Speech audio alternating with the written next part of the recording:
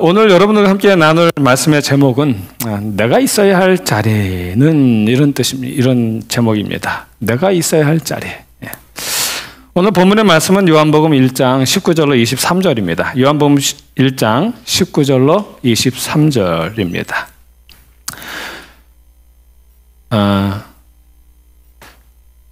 우리 같이 읽을까요? 좀 5절이, 4절이지만 같이 읽어보겠습니다. 시작.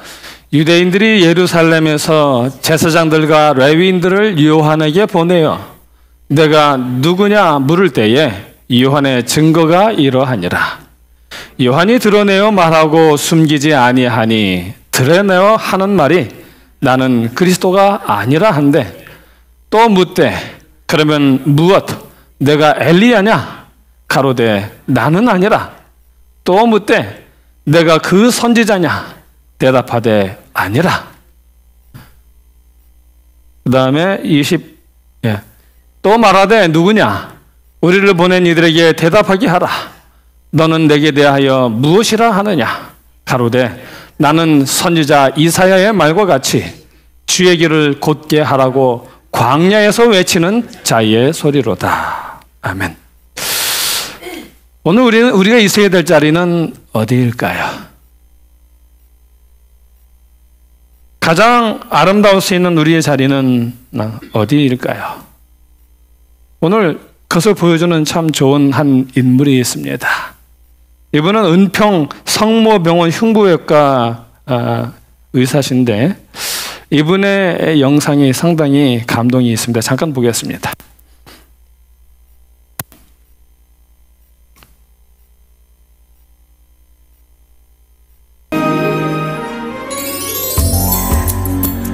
안녕하세요. 강수영입니다. 여러분은 병원을 이제 처음 가실 때 어떤 생각을 주로 하시는지 좀 궁금한데요. 저 같은 경우는 약간 의학 지식이 부족하다 보니까 좀 친절한 의사 선생님을 만나고 싶다. 좀 설명을 잘해주시는 의사 선생님을 만나고 싶다라는 생각을 하거든요. 그래서 저희가 오늘 모신 분이 친절하기로 아주 유명하다고 하셔가지고 저희가 좀 모셔봤거든요. 사실인지 제가 좀 조목조목 알아보도록 하겠습니다. 모셔보겠습니다. 안녕하세요. 네, 안녕하세요. 안녕하세요, 교수님. 지금 인사부터가 너무나 다소곳하시고 친절하신데요. 자, 그럼 자기소개 먼저 좀 부탁드리도록 하겠습니다. 네, 안녕하세요. 저는 은평성모병원 흉부외과의 문영규라고 합니다. 여기에 출연하게 된 이유를 혹시 알고 계시나요? 아니요, 잘 모르겠습니다. 모르시죠? 아니, 왜 병원에서 나가라니까 나왔습니다. 뭐 이런 느낌이시죠? 네, 맞아요. 저희가 들은 거는 그러니까 교수님과 함께 일했던 간호사분이 뭐라고 말씀을 하셨냐면 환자를 위해서 백방으로 뛰어다니며 몸을 아끼지 않은 문영규 교수님을 보면서 간호사로서 자신을 돌아보게 됐다. 이런 글을 올리셨어요. 그래서 어떤 분인지 저희가 너무 궁금했거든요. 그리고 환자한테 90도로 인사하는 의사 선생님으로 아주 유명하시거든요. 90도로 인사하는 이유가 있으신가요? 근데 이거부터 저희가 좀 짚고 넘어갈게요. 90도로 진짜 인사하시나요? 한 70도까지? 그냥 깊이 인사하시는 거예요? 90도는 아니고요. 그냥 저도 깊이 인사하는 60도로. 아마도 그 정도 될 것 같습니다. 아니, 근데 그런 이유가 있으신가요? 제가 이렇게 뭐랄까 좀 공손히 환자분들을 이렇게 맞이하면 환자분들도 다들 이렇게 좋아하시고 그렇죠. 또 뭐랄까 좀 예민해지셨던 환자분들도 마음이 좀 많이 풀어지시는 것 같아요. 의사라는 직업의 목적이 환자분을 치료해드리는 건데 그러면 그 치료를 해드릴 때 결국 내 모든 노력과 그 열정을 다해서 치료를 하는 게 결국 의사라는 직업의 그 목적이 맞는 거고 그게 우리의 사명에도 부합하는 거기 때문에 그러기 위해서는 환자분들께 정성을 다하는 것은 하여튼 저희의 의무라고 생각을 합니다. 사실 외과는 좀 많이 기피한다. 네. 저 의과대학에서 이제 전공자들이 많이 오지 않는다. 그래서 힘들잖아요. 그래서 사람들이 많이 꺼려하는데 그 많은 진료 과목 중에 흉부외과를 혹시 선택한 이유가 있으셨을까요? 당시에도 네. 이제 의대 들어오는 게 힘들었었는데 네. 좀 되게 운이 좋게 들어온 너무 편이에요. 너무 그래서 뭐 감사하세요. 하늘에서 도와서 들어오지 않았을까 하는 생각도 네. 많이 들었는데요. 이제 감사하게도 의대를 들어왔으니 내가 뭔가 이렇게 남들이 안 하는 거를 하는 사람이 되어야 되겠다는 막연한 그런 사명감 같은 게 좀 너무 있었는데 좋아요. 예. 인턴 같은 경우에는 이제 1년 동안 네. 12개 과를 이렇게 돌면서 한 달에 한 번씩 한 개 과를 돌면서 이렇게 네. 그 일을 하는 거거든요. 네. 근데 흉배과를 돌 때 정말 흉배과는 사람이 많이 필요한 과인데 사람도 없고 너무 그 의사들 하나하나가 너무 이렇게 뭐랄까 자기 희생을 하면서 이제 일을 하시는 걸 네. 보고 아 그래 바로 여기가 내가 있어야 될 곳이구나. 약간 멋있잖아요. 교수님 너무 멋있잖아요. 그래가지고요. 네, 그래서 네. 이제 네. 흉배과를 선택을 했는데요. 사실 지금 생각하면은 이제 후회는 안 되는데 그렇죠. 그러니까 학생 때 정말 제가 굉장히 용감했었구나. 그럼 지금 의과대생들이 지금 깜짝 놀랄 거 아니에요? 아니 이 말은 어떻게? 그 당시에는 그런데 흉배과 사정이 굉장히 안 좋았었거든요.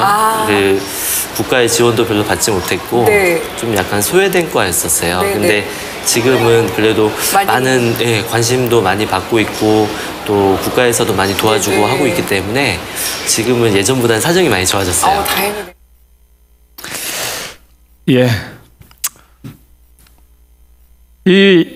그 영상의 제목은 의술에 겸손이 더해지면 인술이 된다라는 그런 제목이었습니다. 사람들이 꼭 필요하지만 모두가 기피하고 원하지 않는 그 자리에 내가 있어야 되지 않을까라고 생각을 했다는 겁니다. 헬라어로 아름답다라는 단어가 있는데요. 그 헬라어 아름답다라는 그 단어의 의미가 무엇인가 하면 제자리에 있다 그런 뜻입니다. 아름다운 것은 뭐냐면 내가 있어야 할 자리에, 내가 있어야 할 곳에 있는 것이 아름답다는 것입니다. 여러분, 물고기가 물에 있을 때는 아름답지만 물고기가 침대에 있으면요 아름답지 못하죠. 그 다음에 흙이 밭에 있으면 아름답지만 그게 집안에 들어와 있으면요 아름다운 게 아니라 더럽고 지저분하고 그런데 여러분 아침의 아들 계명성이라고 불렸던 루스벨, 그 루스벨은 이사야서 14장 12절에 보면 너 아침의 아들 계명성이여 어찌 그리 하늘에 떨어졌으며 너 열국을 높은 자여 어찌 그리 땅에 찍혔는거라고 이야기를 하고 있습니다. 그런데 그 성경에 보면 그가 아름다움으로 인하여 영화로움으로 인하여 그가 있어야 할 자리를 벗어나게 되었죠. 그가 있어야 될 그 자리를 벗어나는 순간 그 아름다웠던 존재가 가장 추악한 뭐가 됐어요? 사단이 되었습니다. 그러므로 가장 아름다운 것은 뭐냐면 내가 있어야 할 자리에 있어야 합니다. 그리고 아름다운 것은 뭐냐? 아름다운 자리는 아름다운 것은 뭐냐 하면 내가 드러나려는 것이 아니라 나로 인하여 내 주변에 있는 사람들이 드러나게 하는 삶을 사는 것은 가장 아름다운 것입니다. 여러분, 이 세상에 참 아름다운 꽃들이 많이 있습니다. 예쁜 꽃을 보면 마음이 편안해지고 또 우울했던 우리의 마음도 환해지고 밝아지죠. 그런데 그 많은 꽃들 중에 안개꽃이 있습니다. 근데 그 안개꽃은요 향기가 없어요. 그리고 그 안개꽃은 장미꽃처럼 예쁘지도 않아요.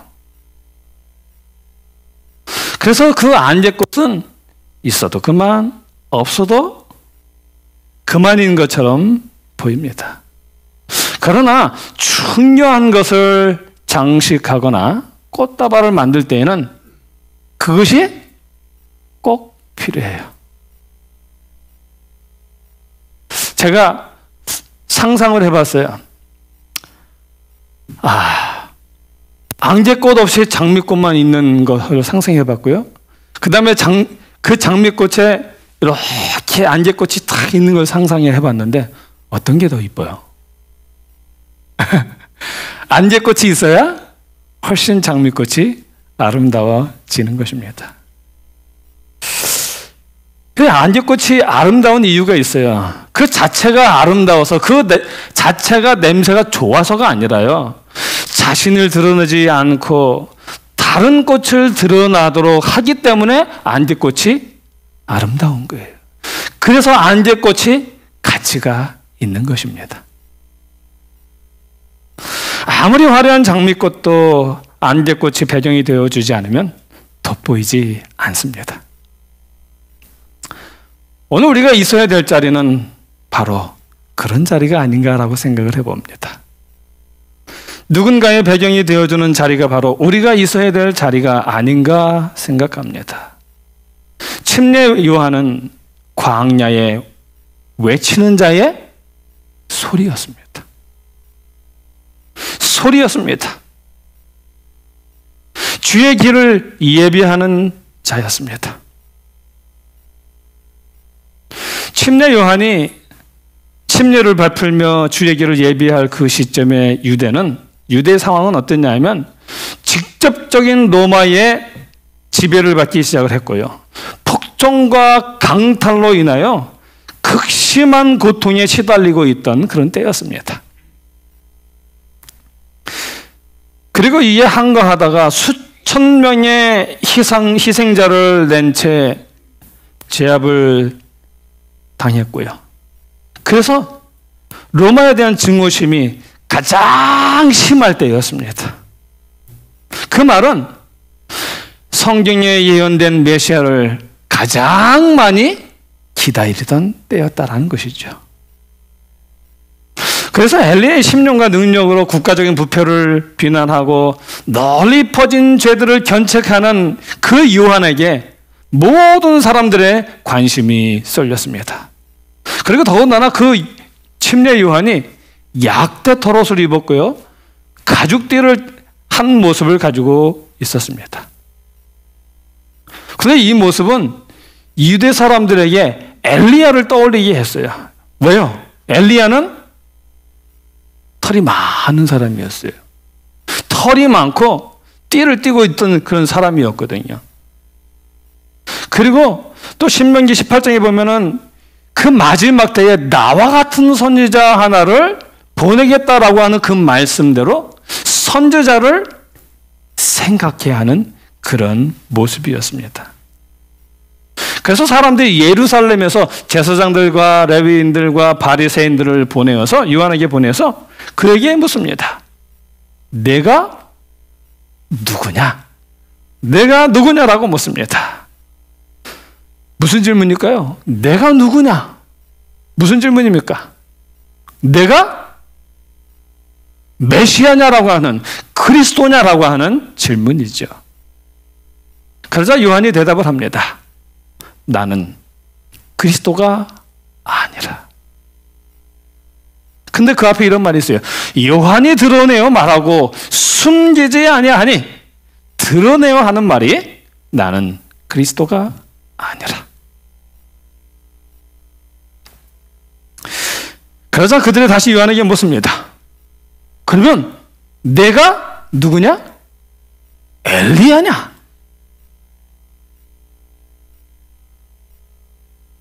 말라기 4장 5절로 6절에 보면 내가 선지 엘리야를 너희에게 보내리니 라고 되어 있거든요. 그래서 내가 엘리야냐라는 그런 질문은요, 그래, 너가 메시아가 아니어도 좋다.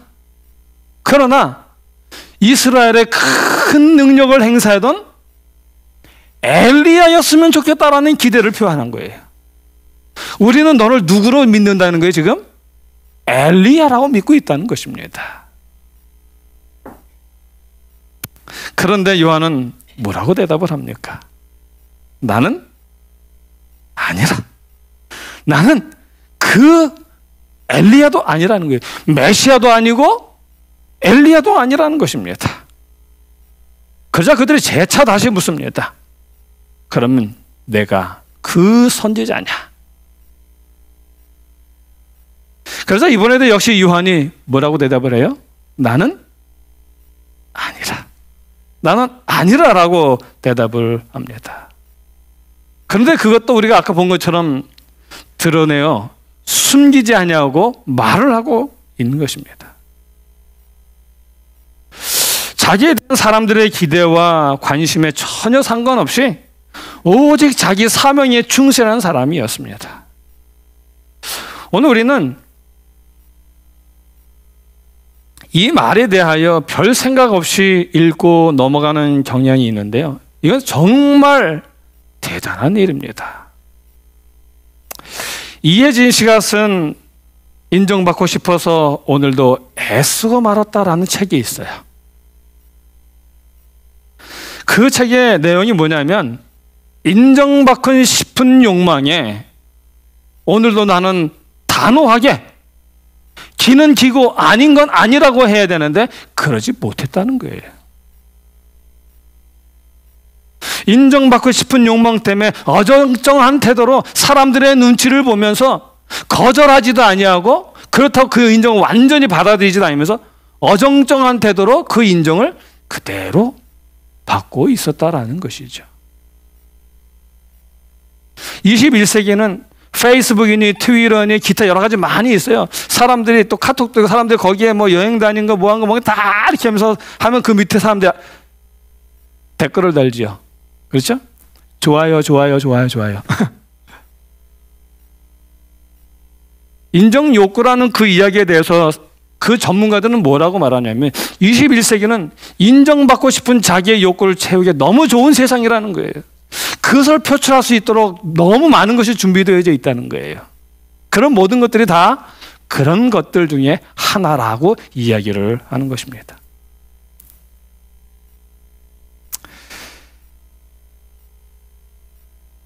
오늘 우리의 삶이 그런 삶이 아닌지 모르겠어요. 어정쩡한 태도로 사람들의 눈치를 보면서 그리고 기는 기다 아니면 아니다라고 해야 되는데 어정쩡한 태도로 인정받으려고 하는 그런 일을 우리는 날마다 하고 있는지 모르겠습니다. 천사장 루스벨을 한번 보시기 바랍니다. 천사장 루스벨을 보면 에스겔 28장 17절에 보면 내가 뭐함으로요? 아름다움으로 마음이 교만하였으며 내가 뭐함으로? 영화로움으로 내 지혜를 더럽혔으며. 자, 이게 무슨 말이냐면 계명성 얼마나 아름다운지 천사장이었습니다. 하나님 다음에 능력을 받은 사람이었지요. 그래서 모든 천사들의 존경과 영광을 받는 그런 존재였습니다. 그랬기 때문에 그가 하나님과 같이 되려고 했던 것입니다. 이제는 자기가 하나님의 자리에서 하나님의 영광을 받고 싶어 했다는 것입니다. 하나님이 아닌데 인정 욕구 때문에 하나님이 되고자 하나님의 뭇별 위에 자기의 보좌를 높이려고 했고요.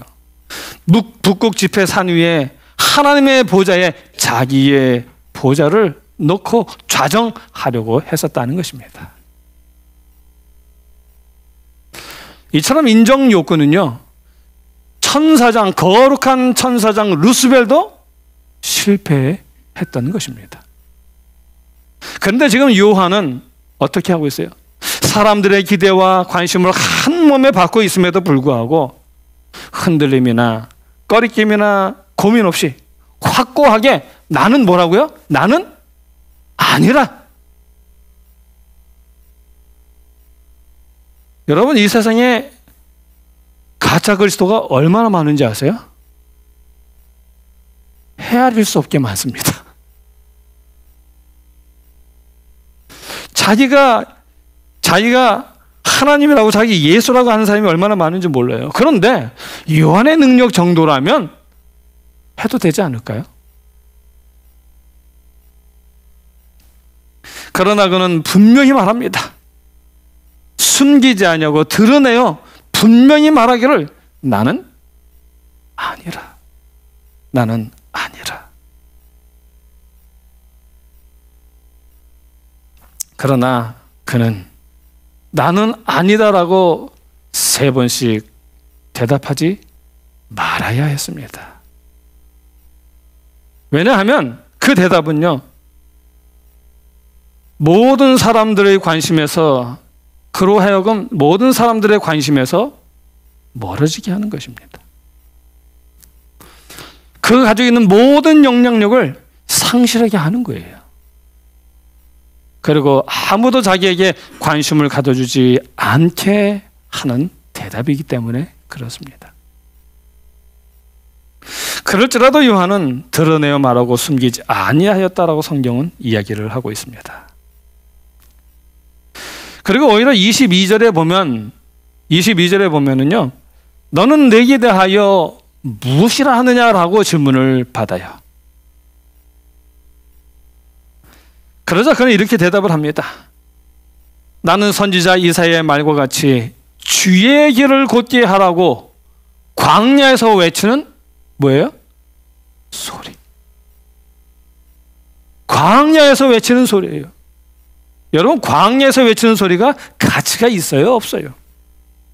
없어요. 그 누구도 들어주지 않고 그 누구도 주목하지 않습니다.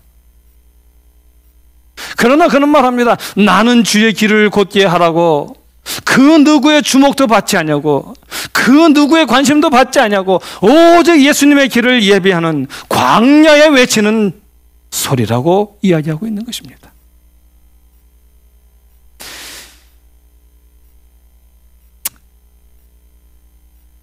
그렇게까지 대답을 해야 될 필요가 있었을까요? 그렇게까지 자기를 낮추며 사람들의 이목을 거부할 필요가 있었을까요? 성경을 읽어보면 이 이후로 요한은 완전히 무대의 뒤한 길로 들어서게 됩니다. 그럼에도 불구하고 그는 숨기지 아니하고 드러내어 나는 아니다라고 말을 했습니다. 요한이 몰랐을까요? 이런 일들을. 이렇게 될 줄을 몰랐을까요? 알았습니다. 알았음에도 불구하고 그는 숨기지 아니하고 드러내었습니다. 그리고 말하기를 나는 광야에 외치는 자의 소리라고 말을 했다는 것입니다. 사실 요한은 그래, 내가 엘리야야, 말라기에 예언된 그 엘리야라고 말을 해도 되었습니다. 왜요? 마태복음 11장 14절에 보면 예수님이 이렇게 말씀하셨어요. 오리라 한 엘리야가 곧 누구예요? 이 사람이니라.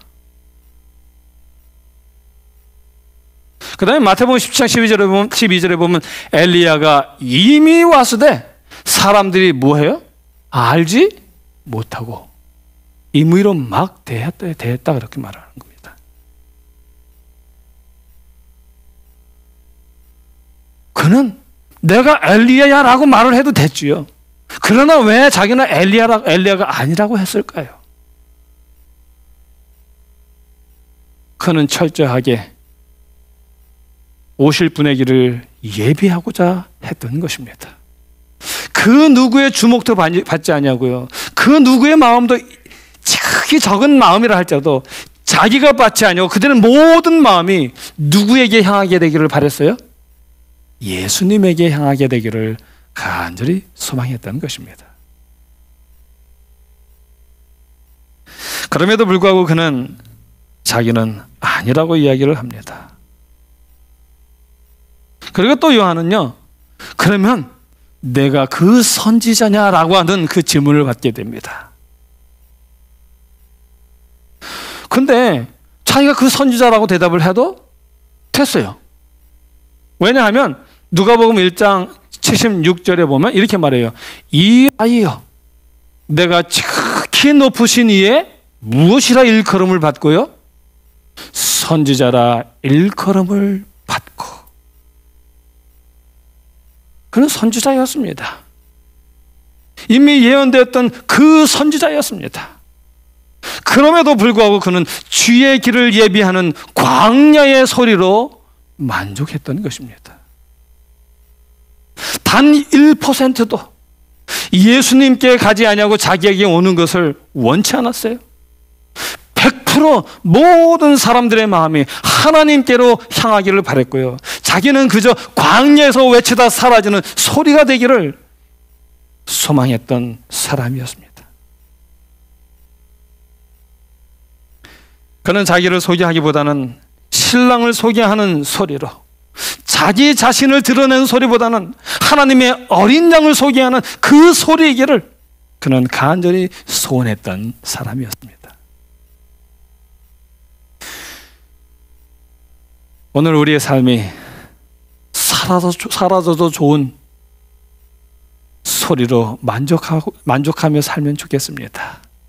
내 소리가 내 옆에 있는 사람을 드러내어지고 내 소리가 오직 예수님을 높일 수 있다면 광야의 소리라도 좋겠습니다.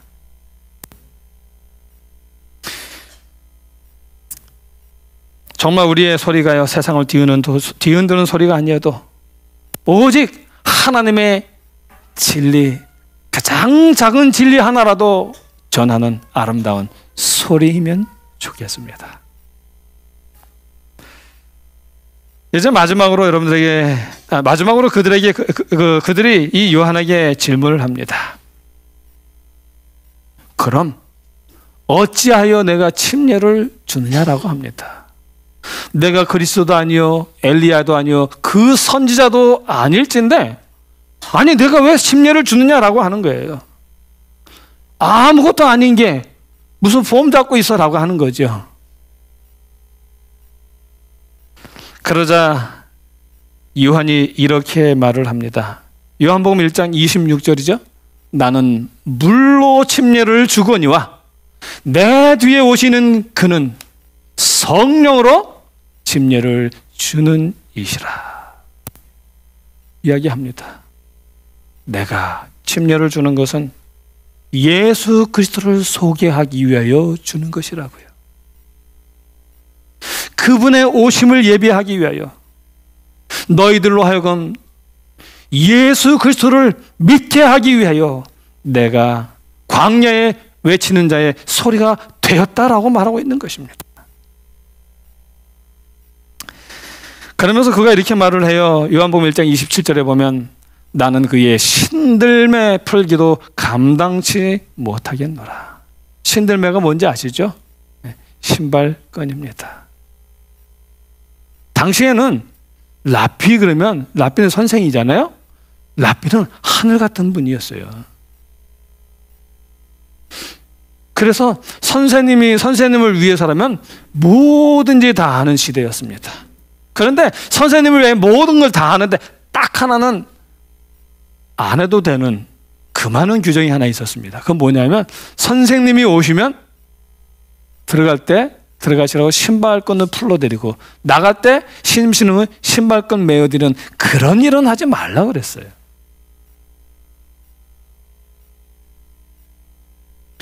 그런데 지금 요한이 뭐라고 말해요? 나는 그의 신들매 풀기도 감당치 못하겠노라.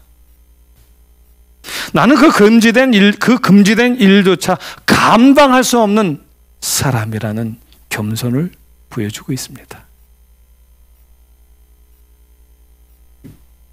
우리 기억하면 좋겠습니다.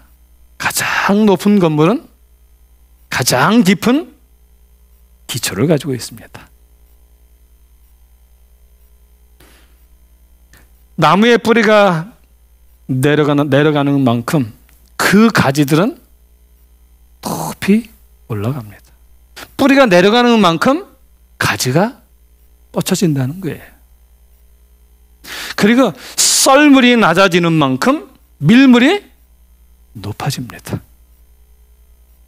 그리고 가장 많은 열매를 맺은 가지는 가장 낮게 휘어진다는 사실을 기억하면 좋겠습니다. 그리고 이 요한의 겸손의 절정은 요한복음 1장 29절에 나옵니다. 요한복음 1장 29절에 보면 예수께서 자기에게 나오심을 보고 가로되 보라 세상 죄를 지고 가는 하나님의 어린 양이로다. 여러분, 이 말 뒤에 무슨 이야기가 나오는지 아세요? 요한과 함께 서 있던 요한의 두 제자가 있었어요. 근데 그 요한의 두 제자가 그 요한이 세상 죄를 지고 가는 하나님의 어린 양이라는 소개를 받고요. 그들이 요한을 떠나서 예수님에게 갑니다. 이미 군중들은 다 돌아섰어요. 사람들은 다 떠났습니다.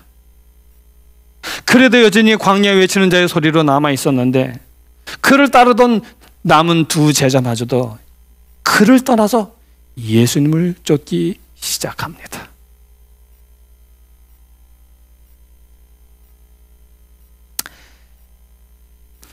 그러자 요한이 이렇게 이야기를 합니다. 요한복음 3장 29절로 30절입니다. 요한복음 3장 29절로 30절에 보면 신부를 취하는 자는 신랑이나 서서 신랑의 음성을 듣는 친구가 뭐해요? 크게 기뻐하나니 나는 이러한 기쁨이 충만하였노라. 그는 흥하여야 하겠고 나는 쇠하여야 하리라. 이토록 위대했던 요한, 그의 마지막은 혼자였습니다. 군중도 없고 친구도 없었고 제자도 없었고요. 그를 위하여 울어주는 사람도 없었습니다.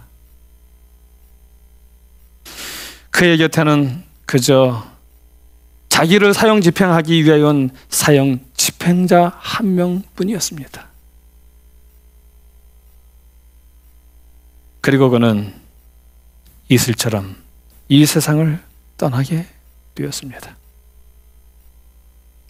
시대의 소망에 보니까 이렇게 말을 하더라고요. 그의 마음속에 전 생각했어요. 왜 예수님께 구해달라고 안 했을까? 왜 예수님은 그를 구해주지 않았을까? 라고 하는 그런 의문들을 제가 가지면서 시대의 소망에 보니까 이런 말이 있어요. 뭐라고 했냐면 그는 마지막 때에 환난과 핍박을 받는 자들의 모범이 되어야 할 필요가 있었다. 그리고 그는 순교당하는 사람들 있잖아요. 그런 사람들의 모범이 되어야 할 필요가 있었다. 라고 그렇게 기록이 되어져 있습니다. 그 장면을 보면서 어떻게 어떻게 요한은 자기의 삶을 하나도 살아보지 못한 사람이었을까? 어떻게 그렇게 철저하게 그렇게 오실 자를 예비하며 또 훗날에 있을 환난과 핍박을 받는 자들과 순교당할 자들을 위한 하나의 아름다운 모본이 되는 삶을 살아야만 했을까? 정말 가슴이 찡했습니다. 어떻게 이렇게 철저한 그 외로움으로 점철된 인생을 살았을까? 시대의 소망에 그의 삶에 대하여, 그의 인생에 대하여 이렇게 요약해 놓았습니다. 뭐라고 요약했냐면 요한이 그의 사명 가운데서 발견하였던 기쁨을 뺀다면, 사명에서 얻은 기쁨을 뺀다면 그의 생애는 무슨 생이었다고요? 슬픔의 생이었다. 그의 음성은 광야 이외의 곳에서는 거의 들을 수 없었다. 그의 생활은 고독하였다.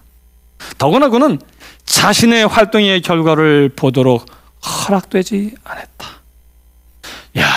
내가 한 수고들의 결과를 얼마나 보고 싶습니까?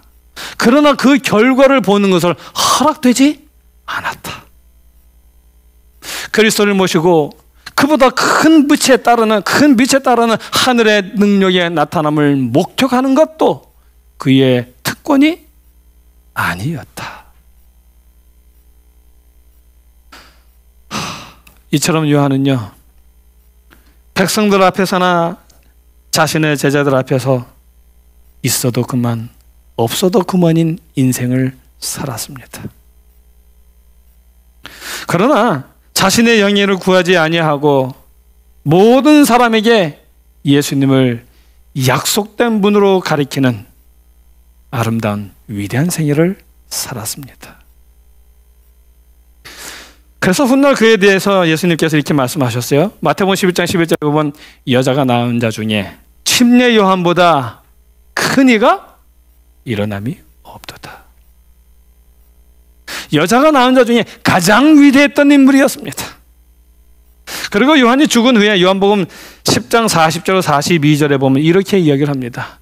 다시 요단강 저편 요한이 처음으로 침례 주던 곳에 가서 거기 거하시니 많은 사람이 왔다가 말하되, 뭐라고 말해요?